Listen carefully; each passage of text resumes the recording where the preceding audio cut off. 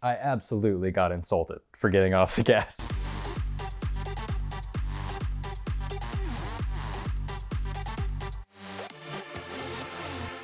First summer, I was looking for a job and needed a summer job, something to do, and I somehow came across a listing on Craigslist for a Rolls-Royce technician. And while that was way above what I qualified for, I was just coming off of the Genius Garage program. I'd had a lot of hands-on experience. I figured it was worth a shot. So I emailed them and said, I know you want somebody with 4 years of experience and everything, and I'm not that guy, but I might be able to fit. I'm super passionate about cars, and if there's anything you teach me, I should be able to do it well. So they actually ended up getting back to me and said, hey, yeah, we think we'll have you over as our Rolls-Royce technician. So I was pretty excited about that. I go in to interview for it. And this time they're like, yeah, we're interviewing for you for the Porsche technician position. And I was like, I thought I was at Rolls-Royce, but I still like Porsche quite a bit. So then I'm there at new hire training and they say it's for the Mercedes-Benz technician. I show up and it's for express service. So quick oil changes, topping off coolant, changing oil, and it was simple work, but I honestly really enjoyed it. Like, you get a C63 AMG in with bald rear tires, low coolant and everything. You put on fresh tires, check the brake pads, you top off the coolant and oil, get it like fighting ready again. And then dealer protocol was if any engine work was done on the car, we'd take it around town. If the wheels came off, we'd take it on the highway. And we had loops we would take the cars on for that. So, you know, this awesome car comes in sorry state and you get to fix it up, drive it out in town. On my third day, they pulled me aside and said, hey, listen, sorry, but this job of express technician was promised to a guy who's been a porter here for 1.5 years. And rather than train you for the summer, we're just going to train him for the foreseeable future. So the logical part of me is like, well, that makes a lot of sense. I don't understand why you hired me. And then the impulsive side of me feels like Lando Calrissian from Star Wars. Like, this deal gets worse all the time. Like, I came into work on Rolls-Royce and now I'm a porter at the dealership. But we ended up arriving at an agreement. So I would come in for the first 2 hours of my day and I would work with the technicians in the shop, just on the cars. And that was actually a really cool experience because, well, if I was at Express, I was just doing oil changes and tire changes and stuff.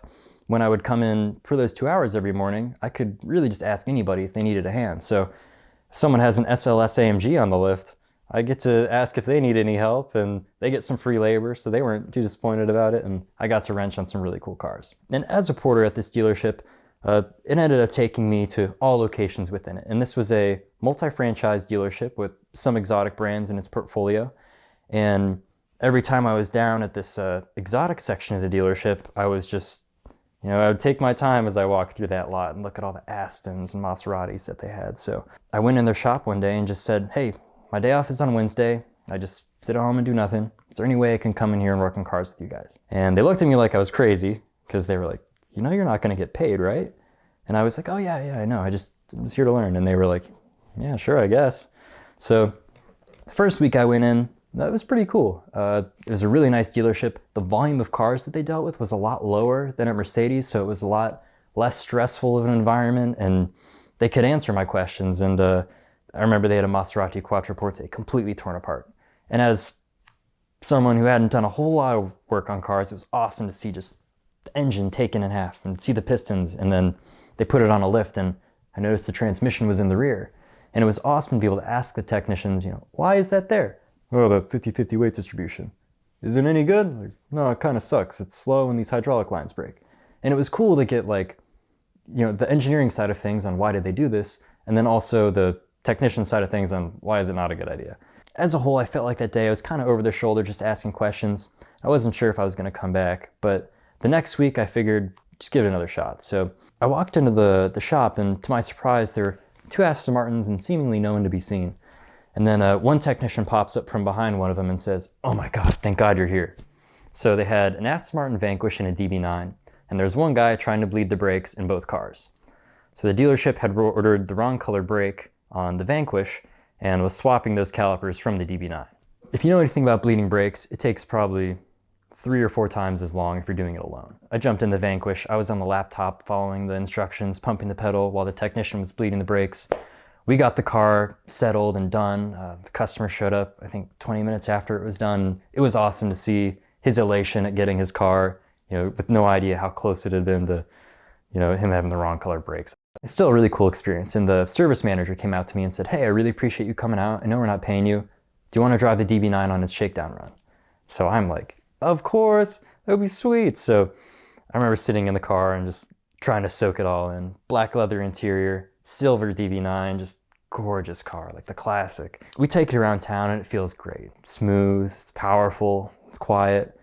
And then as we pull on the highway, we end up behind a yellow S2000. The S2000 was a popular car at this dealership. 2 people at Porsche had them.